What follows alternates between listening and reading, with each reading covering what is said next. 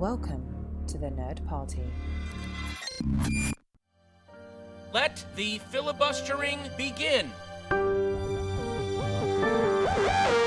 to Nerd Party.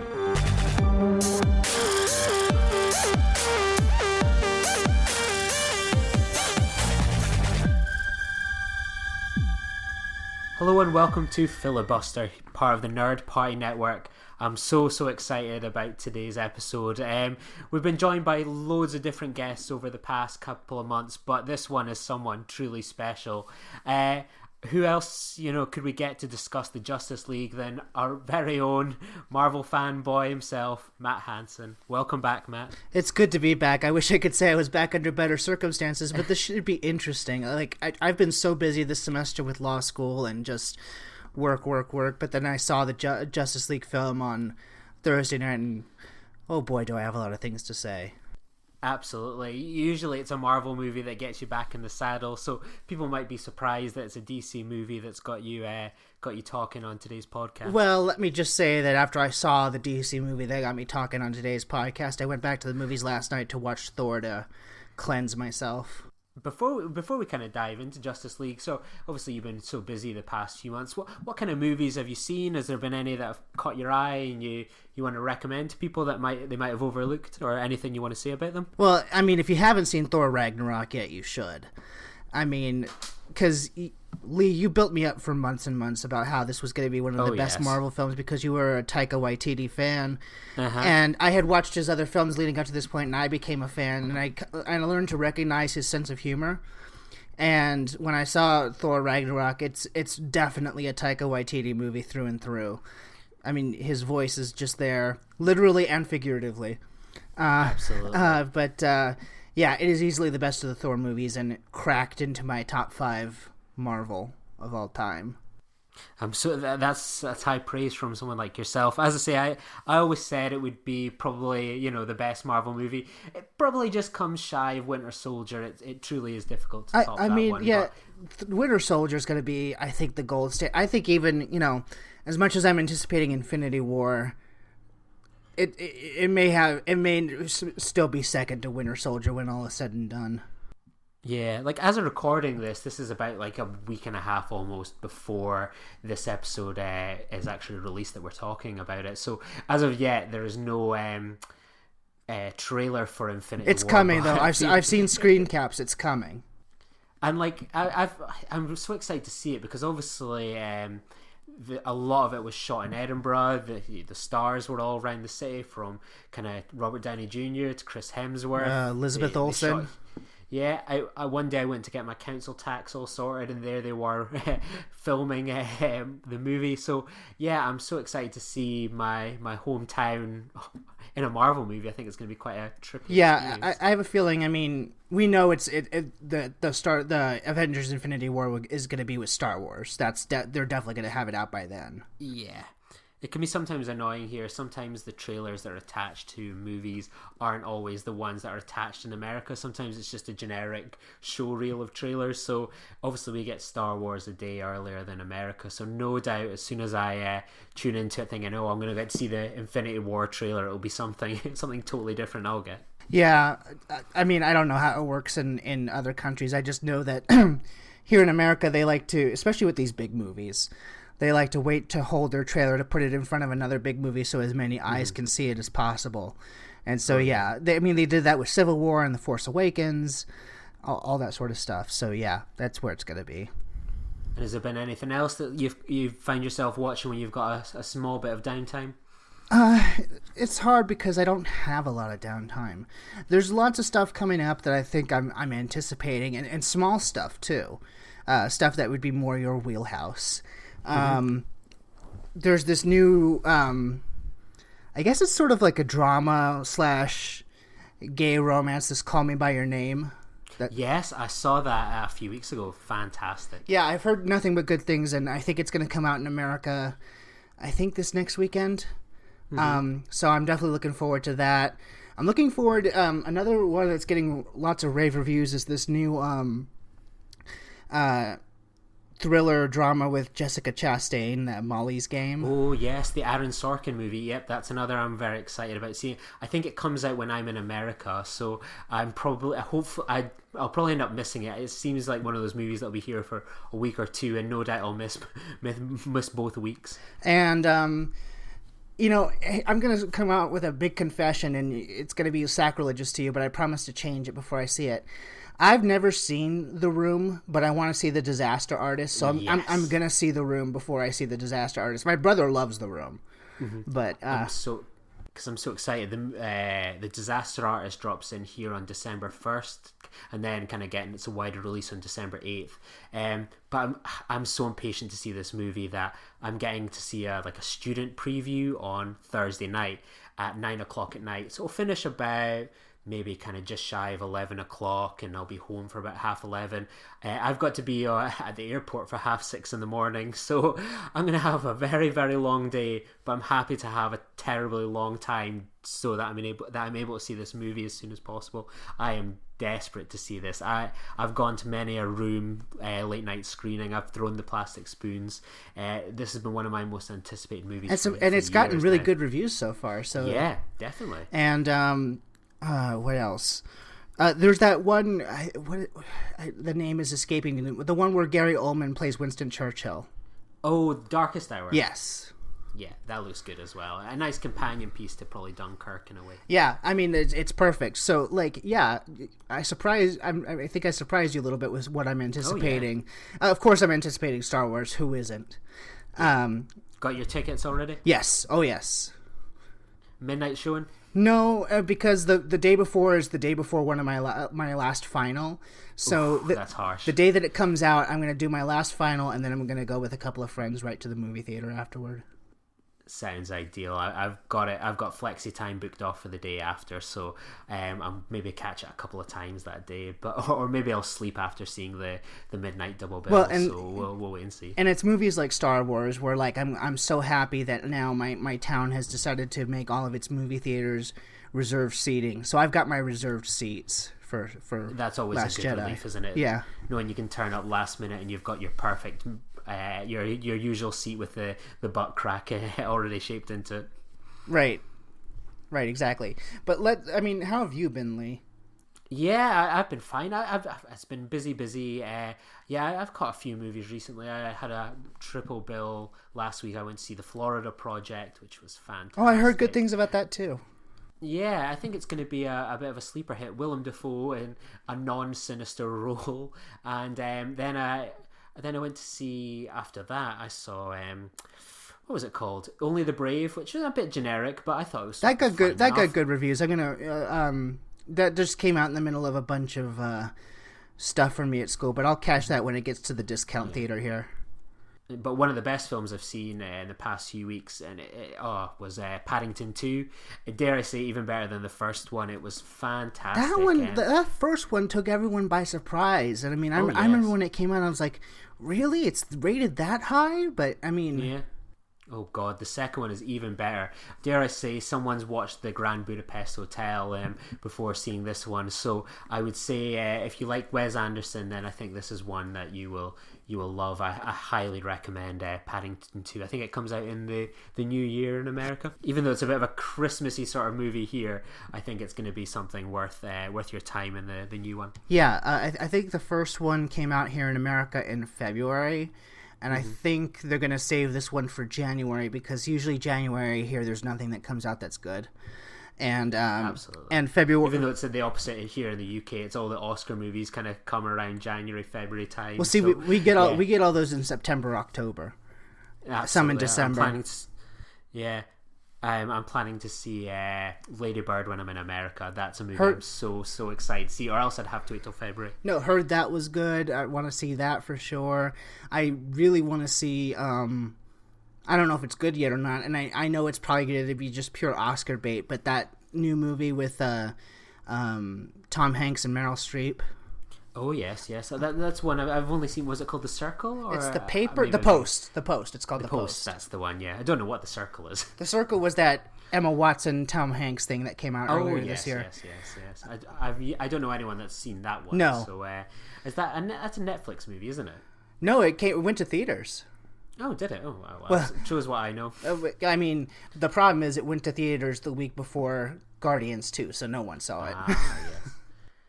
Well, obviously that kind of was a bit of a popular comic book movie, so maybe this is a good segue into Justice League. I'm sure you've got your burn book already open, Matt.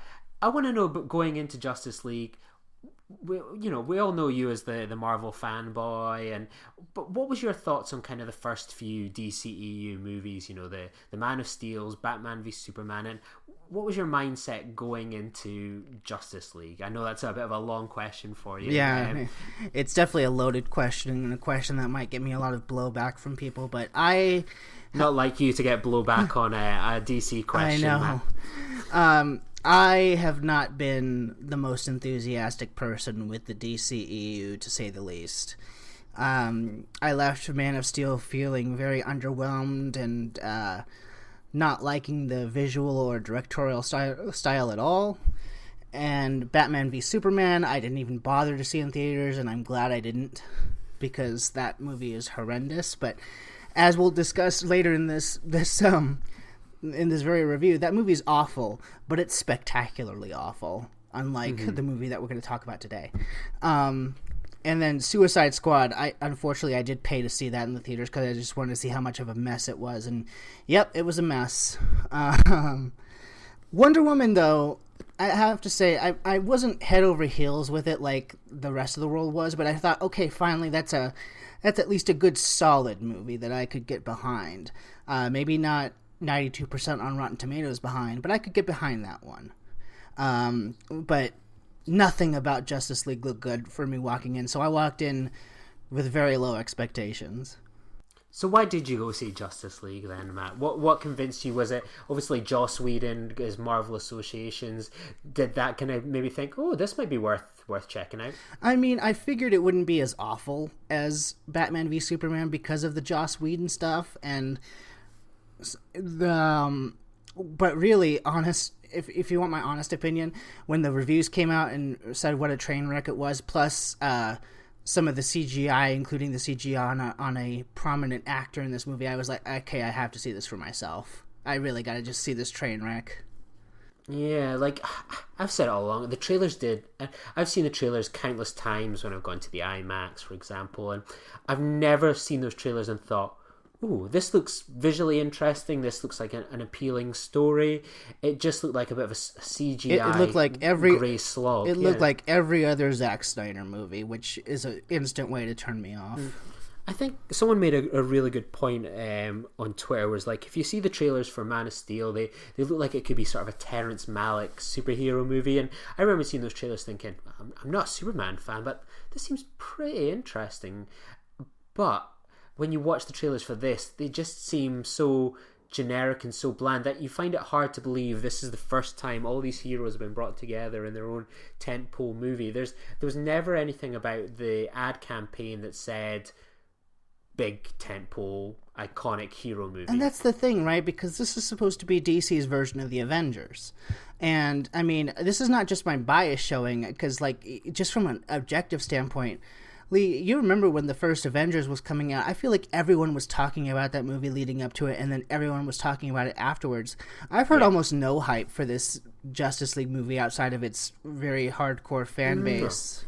It seems to have kind of snuck in a way that we had these trailers, and then they had the press embargo really until kind of quite last minute. The ad campaigns, it never felt like it was a big event that, even with Star Wars kind of coming on the horizon, we're starting to get the publicity tours, the trailers and events. There was nothing about this we thought, ooh, I never felt confident about that. This never felt like a confident release that was coming out. It felt like something that was just starting to be snuck in, and when you spent $300 million, you thought, well, surely this is going to be something that they're really wanting to promote and get out there. It seemed a very odd campaign.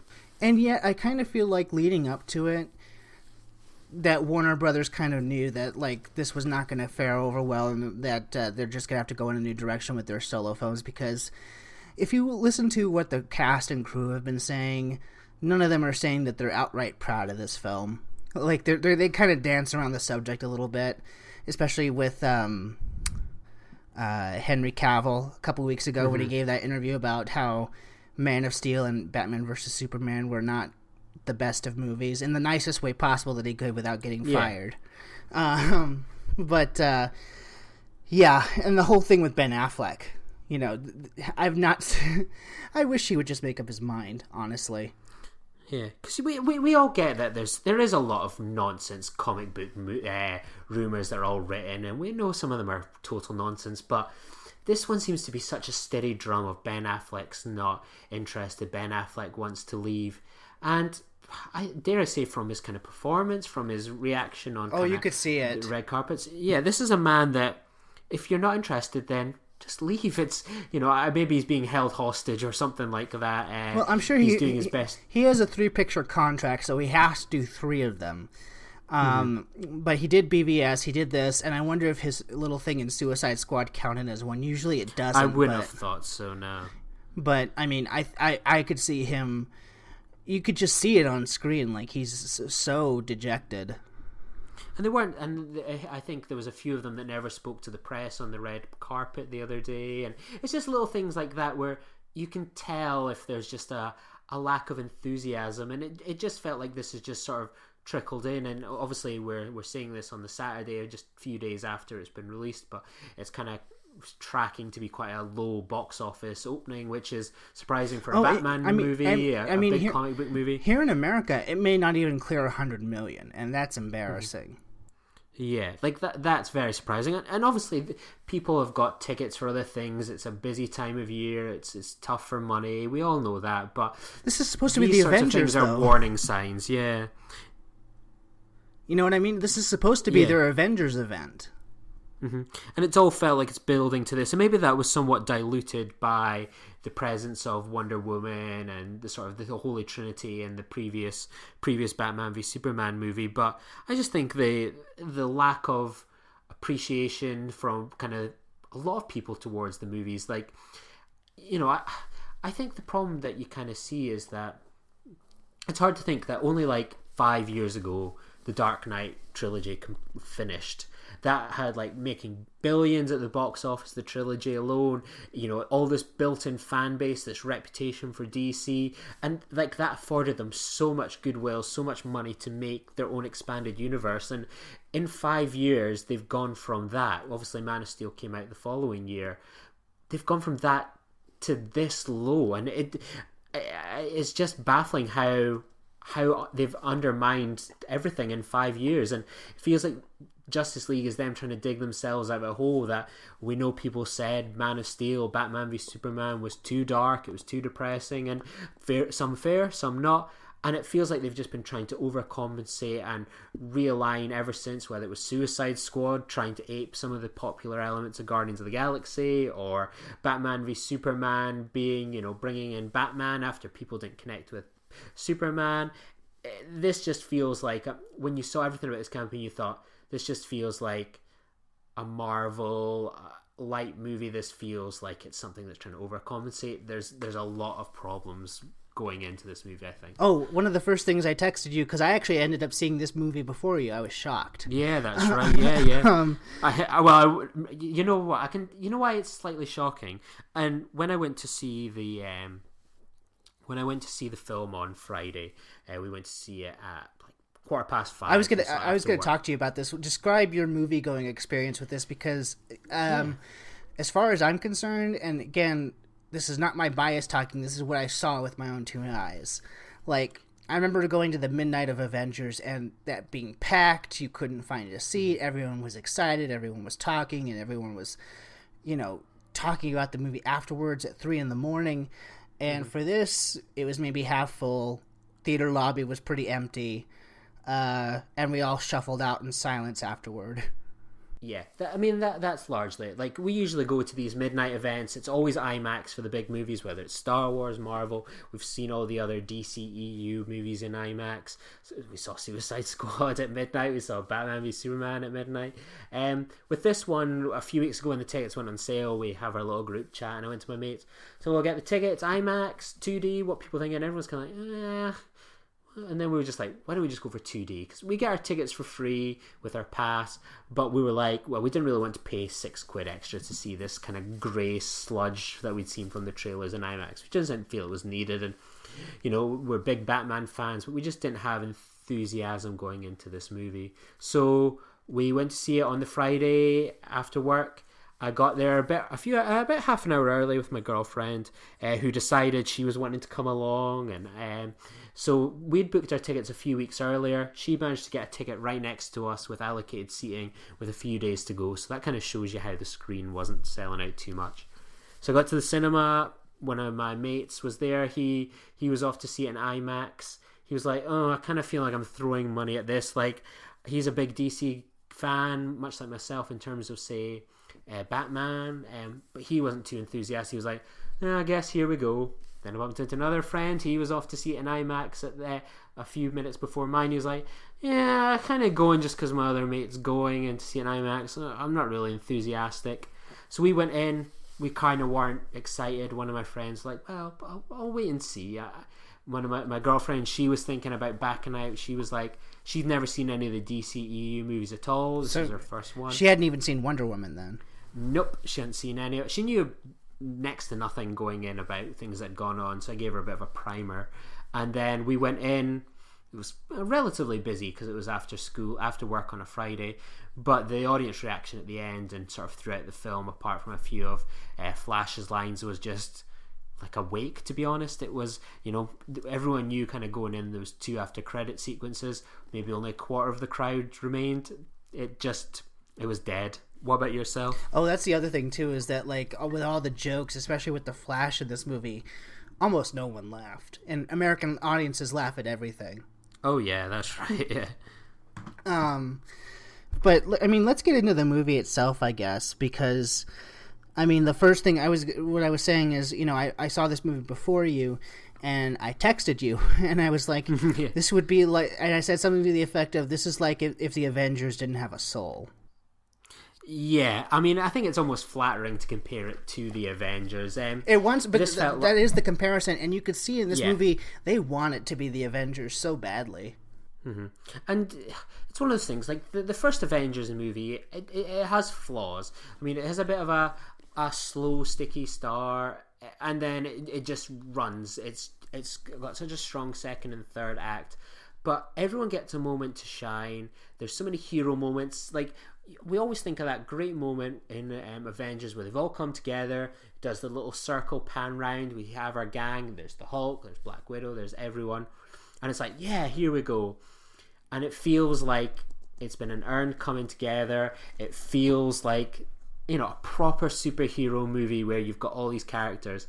In Justice League, there's no moment where you think, oh, this is the hero shot. We see a few of them coming together up a lift or coming out and down a door, but it's never like, oh, that's the moment. That's the iconic shot. No, they have a bunch of shots of them posing, looking off into the distance. But I think I wrote that yesterday in the group chat that we had. There is no Avengers like circle moment, like this triumphant feeling that the team has finally assembled.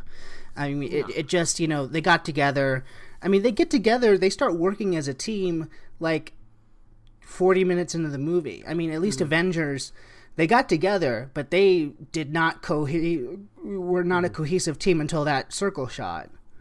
Yeah, and like, I don't mind that they get together quite quickly, but it's very rarely interesting or exciting, the bringing of them together. That you kind of see the trailers and it feels like there's definitely a lot of cut material and of them potentially all coming together. But do you know what I mean? Like, at least with the Avengers stuff, like, they took time to spell out the dynamics of the team, you know. Like, you know, Bruce Banner and Natasha kind of have like a, not the romance, because that comes in Avengers too, but they kind of have like an understanding, and then they set up the Tony and Bruce dynamic where the, you know, the science bros, and, you know, Cap's kind of like this man out of time who's trying to get this team together, and so you got all these dynamics. Like, I don't get very many out of this. I mean, Bruce and Diana have a dynamic, kind of, and you know, Flash and Batman is so trying to be Tony and Spider-Man from Civil War.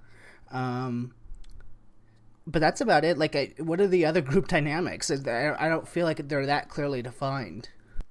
Yeah, like I find it like obviously a few of them are now going to get their own solo movies after this, which I'm be honest, I don't really see happening. I feel that this kind of plan that DCEU have is always in flux. Like, yeah, well, I mean, Aquaman's already shot, so that's definitely coming out.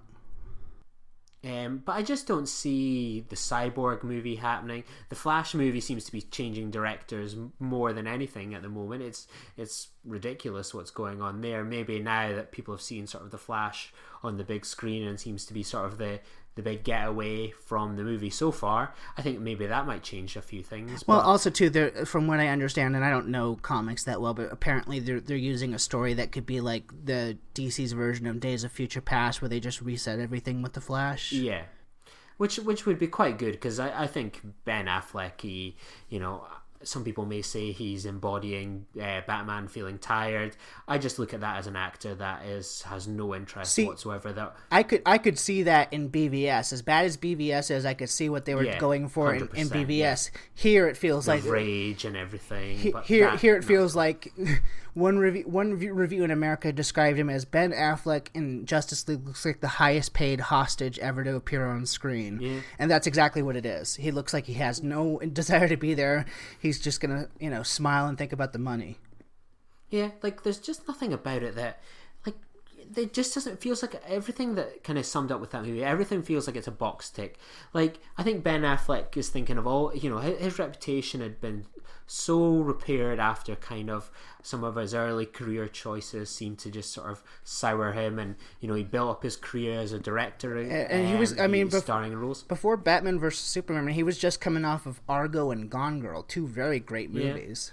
Absolutely, and now he's sort of been starring in this Suicide Squad, and I bet he's thinking, I've made a huge mistake here. That he could be making great original movies, and this is the stuff he's saddled with. He is better than this, but we all think, well, they're getting paid all this money, they need to make an effort.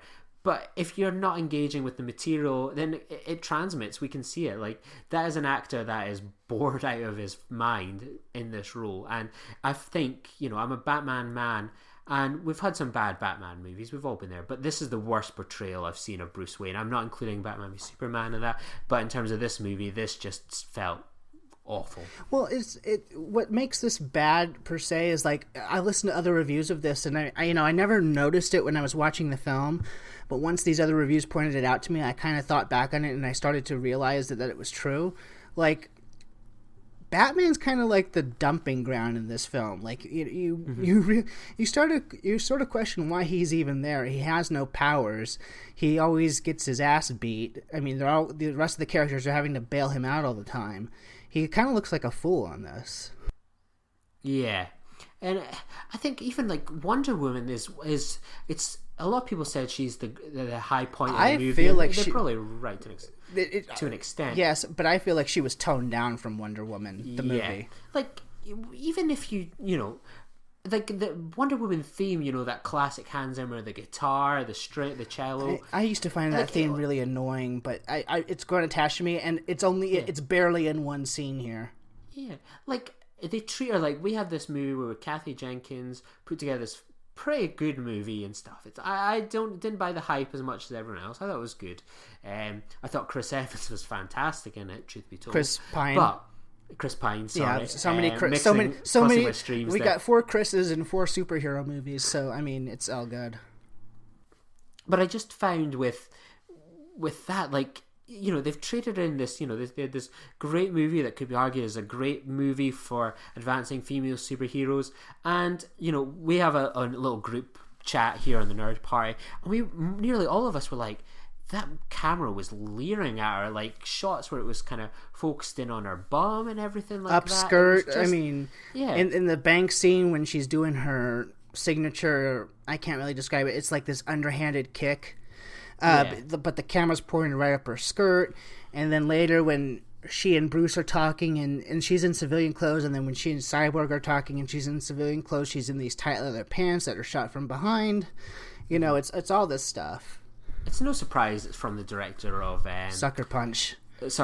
I mean, I just find it very unbecoming and tasteless. Like, a lot of movies are guilty of this, but what infuriates me about this kind of stance is that we've just gone from Wonder Woman, where it's treated like that, to this, and I think all the female characters in this are very poorly serviced. We have Lois Lane that's pining away for her. Why is she in this movie? Yeah, her career is completely gone to shreds because she's too depressed. That, you know, people again talk about you're a Pulitzer Prize winner, and you know, this and that. No, but and then why is she in this movie? She serves almost no purpose except for when we get to it. She's kind of the Martha of this movie, and I'll explain what I mean later by that. Oh yeah. And it's just like, then with Wonder Woman, that, she's kind of put herself away for 100 years because of a man she loved for a summer. And it was just things like that. It was so dated in its approach to female characters. And it was just, no, you know, DC earned a lot of credit for what it did with Wonder Woman. And I felt it really, you know, knocked away quite a few of that there. I thought it was tastelessly handled at points, and you know, to be leering up her arse like that was just embarrassing. And it was that you know, it's easy to pick apart the Zack Snyder, Joss Whedon stuff. That's definitely Snyder. It has to be Snyder, and some people are saying that's Whedon, but I gotta say, you know, as much as I'll even admit they do sexualize, obviously they sexualize Black Widow in some of the Avengers stuff, but I don't feel like it are. Like, I have to go back and look. We're not staring at her body the whole time. They actually show her kicking ass. Yeah. She just happens to be in a tight leather outfit. But I never felt it was like kind of pervy the way this film was. No, absolutely not. Like, what was your take on sort of Cyborg and Aquaman and Flash, the new characters to the franchise? Well, I mean, it's hard to say for me because I didn't grow up with these heroes. I don't really know them. And what they gave me on screen, they're all kind of one note. I mean, Cyborg is brooding and his CGI looks terrible. Aquaman's still slightly better than the trailer, thankfully. Thankfully, but it's still some improvement there. But it still doesn't look that great. Aquaman is kind of the frat boy douchebag that I never really gravitate to.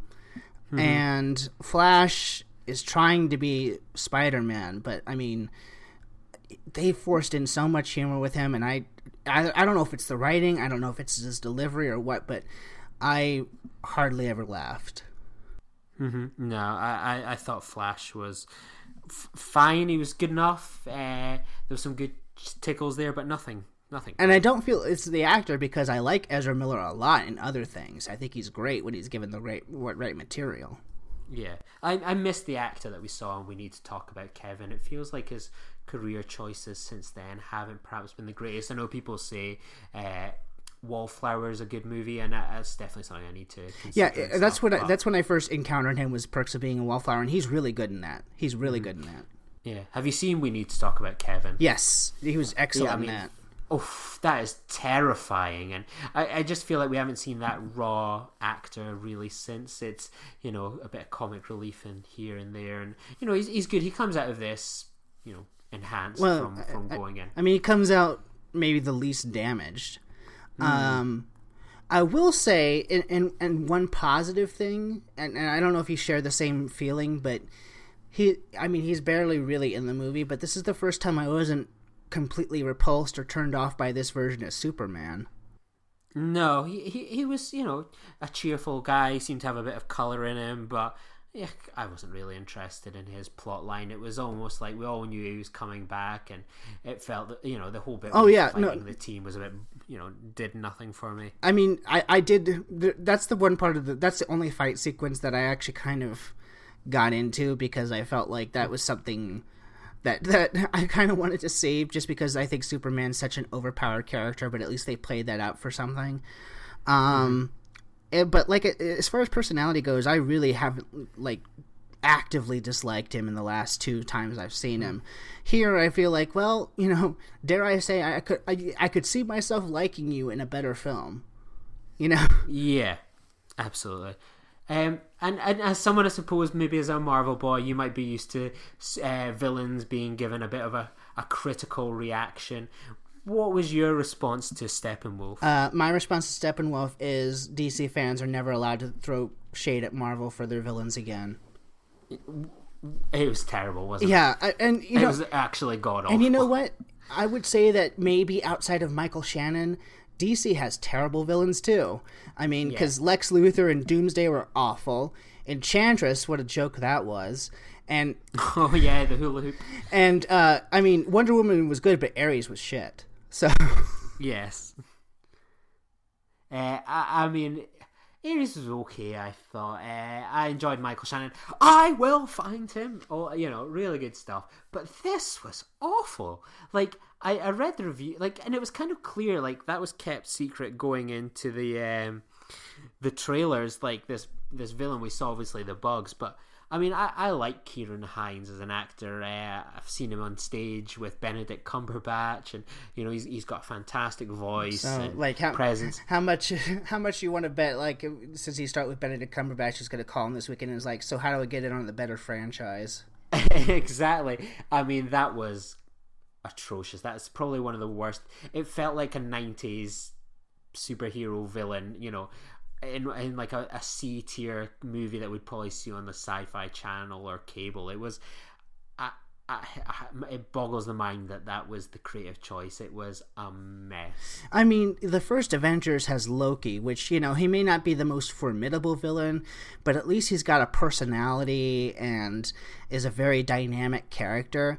And you understand why the Avengers had to come together to fight him. That just one person couldn't take on the threat that he was taking on. Why was Steppenwolf a Justice League level event? I feel like Wonder Woman or Superman by himself could have taken everybody. Yeah, and we're always at that moment you see when Superman arrives that you kind of easily dispatch them. He never once ever felt like a threat. Oh no, Superman in this movie is Kryptonian ex machina. Yeah, it was just terrible. A boring villain, a boring plot, uninterested, couldn't care. I mean, I think Joss Whedon should know better than anyone after Age of Ultron. People were bored and lashing out against CGI creatures that were easily disposed of and cannon fodder to superheroes. What were these? That was a terrible choice.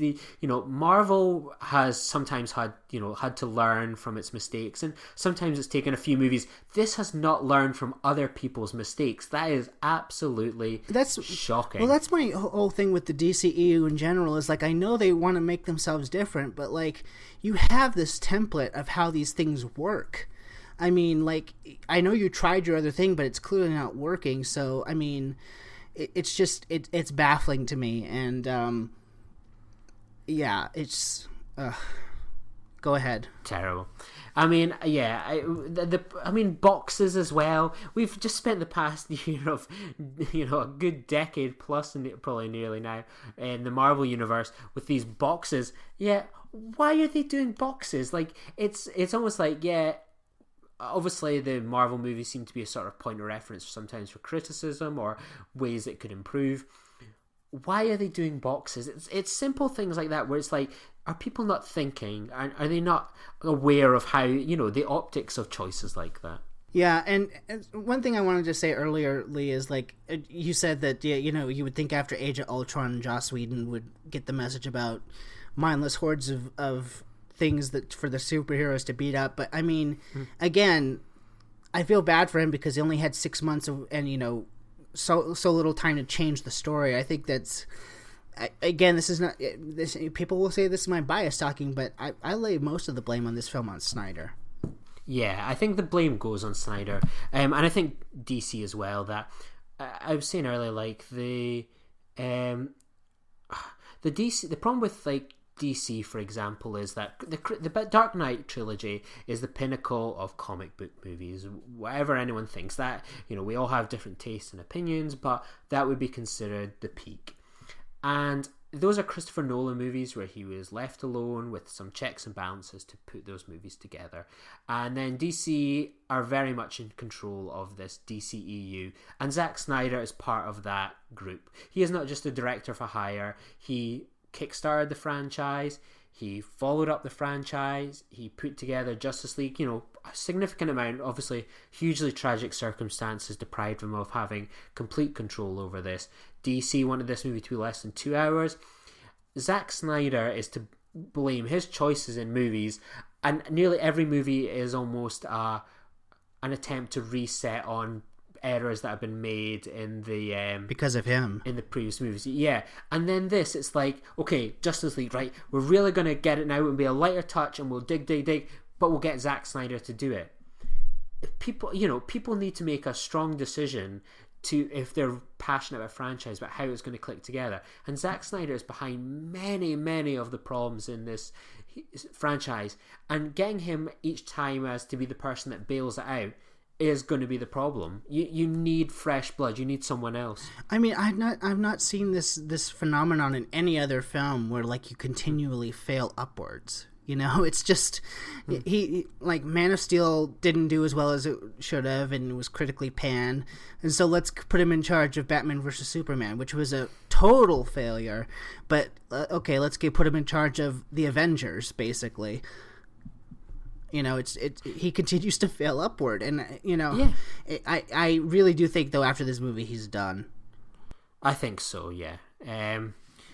It's just so poor. I just kind of boggles the mind that he's managed to survive this many films. I mean, DC have let him away with kind of murder, really, getting to stay on as long as this and make as many mistakes. And you can see, obviously Wonder Woman's the exception, but that almost has Zack Snyder in sort of a small role. I mean, he was a writer, but I see very little Zack Snyder traits in the writing to kind of make me think that he was involved much at all. But it just makes me feel like, it's the same thing as like if he kept on Brett Ratner after X3 for all the X-Men films. Yeah, absolutely. That's exactly it. Yeah. We saw Jon Favreau, Iron Man 2 didn't go so well, and there was a natural parting of the ways. It was pretty amicable. And he's still in the movies as Happy Hogan, so it's not, he's not pissed at them. And Thor: The Dark World, not the best Marvel movie. They kicked that director to the curb. So yeah, exactly. So it's like these decisions have to be made. Sometimes they work, sometimes they don't. But I think the consensus from fans and from kind of the critics and the reaction of the general public that pay these media is there is a serious problem, and a lot of them come from the choices he's made. Yeah, and the thing is that they're in this predicament now, trying to clean up because of the choices that he's made. And and this is what I was saying from the beginning, is like, why are you letting this man be the foundation of your universe? And I was told time and time again that I'm just a hater, and it's gonna be the best thing ever. And I was like, okay, well, I'll wait and see. And I have to admit, Lee, I mean, as much as it's kind of crappy to kick a man while he's down, or at least a fan base while they're down, the Schadenfreude that I've been feeling this last weekend has kind of been incredible. Absolutely. I mean, DC fans and Marvel fans, I watch it on I always watch it on the sidelines with my popcorn. They do love tearing each other apart. And I'm in the middle of that fray. I fully admit it. I'm a Marvel fanboy, but I mean, I try to at least come at my arguments with a little bit of logic. Exactly. You see the movies, you're not just hating. You may hate on them or criticize them, but you still go to see them opening night or whatever, and come out with an opinion, whether it's changed, whether it's underlined. I just find with this movie and stuff, and like, I mean, Batman's my homeboy. I just don't understand how fans of these characters are happy with this. That they'll settle on this. Like, we should demand better for a £300 million movie. This isn't what I would have expected for a Batman movie. This isn't good enough, and we have to be able to say it's not good enough. We can't just sort of rally behind and be partisan and say, yeah, it's DC, it's great, everything it does is great, I'm still going to see it. Well, not just that, like, with the reviews that came out, like, from the fans, where they were like, well, it was okay, and I'm just as long as I think it's okay, then it's fine. And I'm like, really, we're gonna settle for mediocrity for your Avengers? Like, could you imagine if the first Avengers came out and it got reviews like this? There would be no more Marvel Cinematic Universe. Mm-hmm. Yeah, absolutely.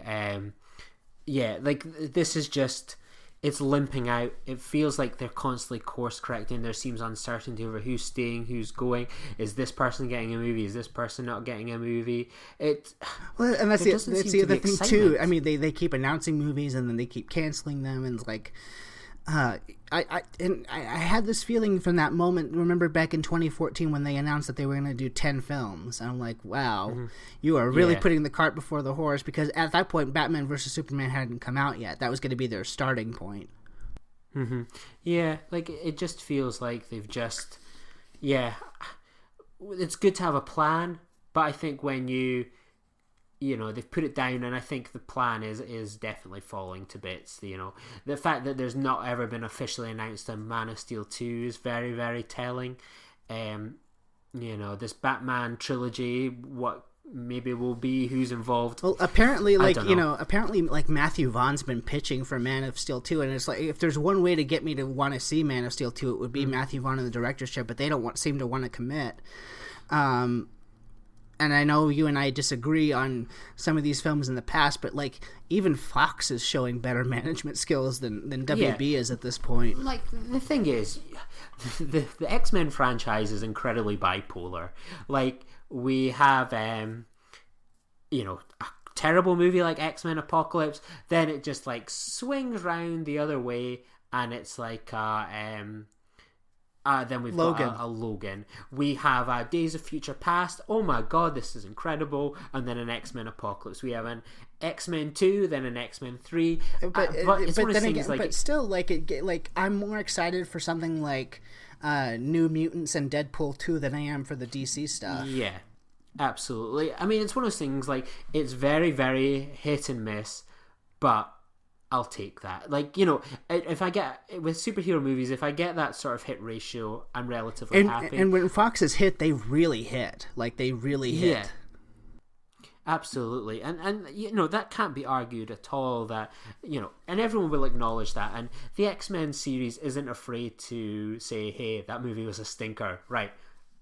Kind of ignore some of that, and then we'll go along with this. Like, you can get away with that stuff quite easily in the superhero world. People will accept it, but it just feels like they're just trying to keep course correcting with this franchise, but keeping a lot of the same problems. Well, I feel like it's also going movie to movie. I feel like it's also because at least X-Men had a good foundation. The first two X-Men films are, they're dated by today's standards, but they were both good films. And so when they made them, when they made mistakes, they're like, but we have a good foundation. We know we can make good films if we try. Yeah, and things will fail, and I still think X-Men 2 stands up today. I think so too. I'm mainly referring to like X1, but I still like X-Men 1, so it's all good. See, it all comes back to Joss Whedon. Another Joss Whedon obviously wrote some of the script for X-Men 1. But yeah, and I think that's why, like, you get people that genuinely do love these movies and this series, but I just don't understand how people can be truly happy with it. And we should expect better. We should demand better. People keep saying, "Oh well, it's not the bright and breezy of Marvel," or things like that. But it's not people wanting it. Marvel movies. They want a standard, a set of quality. They want to see movies that are perhaps well marketed, they're well put together, the people involved are enthusiastic and happy, and I think people would go into that and be extremely disappointed. It's worse than Thor 2, frankly. Oh yeah, it's worse than most of them. I would say most, if not all of the MCU movies. And honestly, that's the kind of thing that I think people are not understanding. It's not that the thing is dark or has humor to it. Just adding jokes alone isn't going to make it better. The reason that the jokes in the Marvel movies mostly work is because they're character driven and it's a good story, so they fit in naturally with where they're supposed to go. Here it's like people are not talking the way that people talk. No. Like this and stuff, it's perhaps due to sort of the rushed element. Like, people are always talking to sort of move the plot forward or talking in exposition. There's nothing kind of natural about the way that people talk, and there's nothing ever believable. Like the point where Batman here is like, "Oh, I'm quite tired" and stuff, and then he's goes on some sort of suicide mission that comes out of nowhere, and like, you were going to kill yourself. That's never happening. I was like, wait, he wanted to kill himself? Like, that is a hell of a turnaround. Like, I could buy into that in The Dark Knight Rises. That was earned, and came from that point. I was like, wait, like, the problem with these movies is people keep telling you this is what you should think, this is what you should feel, and never show it. Like, one thing that annoys me is at the end of Batman v Superman, Suicide Squad, now this, everyone tells me how Superman was a beacon for the world and did all this great thing. We only saw the odd montage of Superman saving the day. Well, I mean, they tried to put that in at the beginning with the cell phone interview. Yeah, people keep saying after the fact, oh, he was a beacon for the world. Oh, but we saw like one or two montages, and that was it. Like, there's nothing I've ever seen in this franchise where it's like, oh yeah, Superman was loved. Batman v Superman, almost the whole point of it is everyone hates Superman, thinking he's an alien immigrant, and then the other half, think he's, great. There's criticism destroyed of a planet. Yeah, it's like, where did this come from? It is not earned, but they keep telling you like, oh, he was a beacon for the world. What will we do now? No, it's like, you hated him. You had him in the Supreme Court. No, I was like, I spent 2 movies with him. He was a mopey asshole that whole time. Mm-hmm.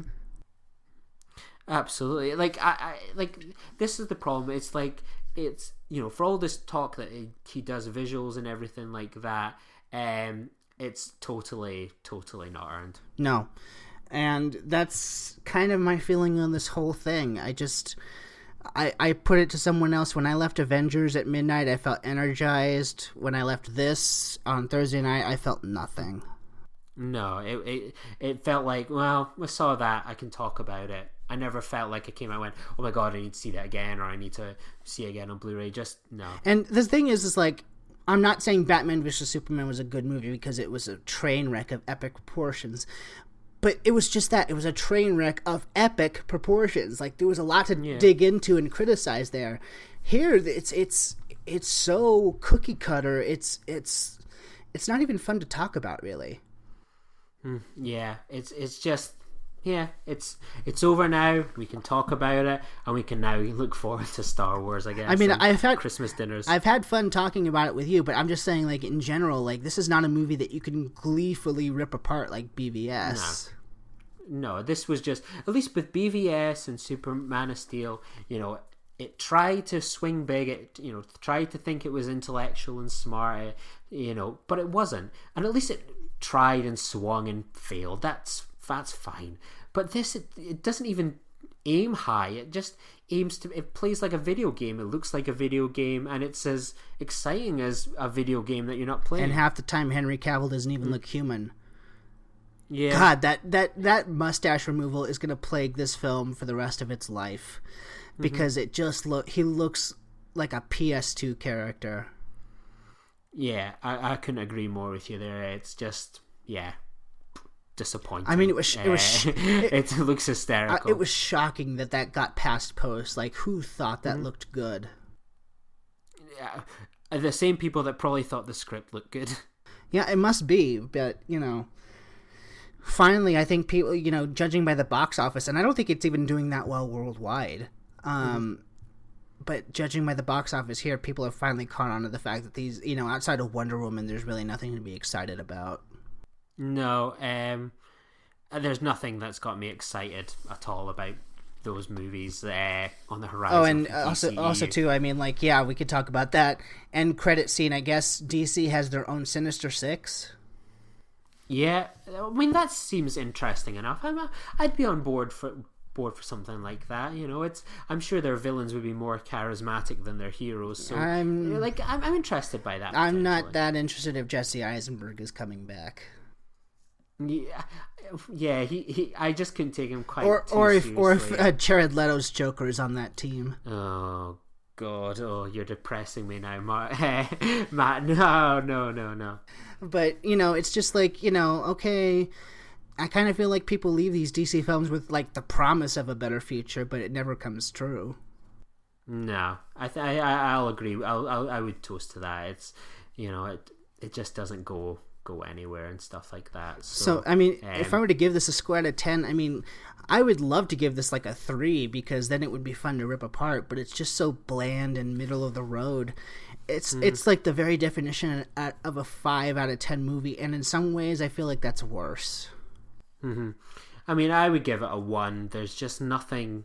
There's no passion. There's no enjoyable moments. There's nothing that makes me happy or excited. I slumped in my chair most of the time. You know, every so often me and my girlfriend and friend would look at each other and roll our eyes at some of the remarks. It was a poor movie.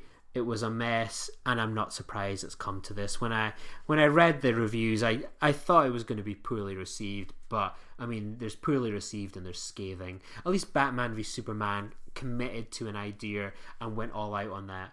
Like, and it failed, warts and all. But this was just, I mean, pathetic. And you could even tell in the reviews, like Batman vs Superman, the reviews were scathing, but like people had some passion when they were writing those reviews about how bad it was. And then you read the reviews for Justice League, and it's just kind of like, yeah, it wasn't that good.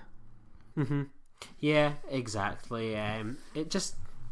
Nah, I'm almost done talking about it. Yeah, I cannot wait to move on from this terrible movie. Let's move on and let's look forward to Star Wars and, at least for me, Black Panther, because I got that trailer in front of Justice League and that looked good. Yeah, that's definitely got me interested. So, yeah, there's things to look forward to. So, Matt, if people wanted to reach out to you, and I know DC fans love to tweet at you, so where can people find you and talk about you with you on the internet? That's okay, because I love to tweet at them. And they can do so at mhansen 0207 HANSEN, where I've also been mostly talking about, you asked me what movies I've seen. I haven't gotten to see a lot of movies, but I have been talking about Star Trek Discovery a lot. So if you want to talk about that. We need to talk about that soon. Yeah. So what about you, Lee? Yeah, you can find me on Twitter at Lee_Nostromo. And yeah, I'm looking forward to hopefully chatting with you about something we both enjoy soon, Matt. It feels like it's been a wee while. Yeah, it's definitely been a while. I have to buckle down for finals, but I think I will join you guys in the holiday season. Absolutely. I'm sure you'll get passing grades. So unlike Mr. Snyder and his Justice League homework. Join the revolution. Join the Nerd Party. Welcome to Nerd Party.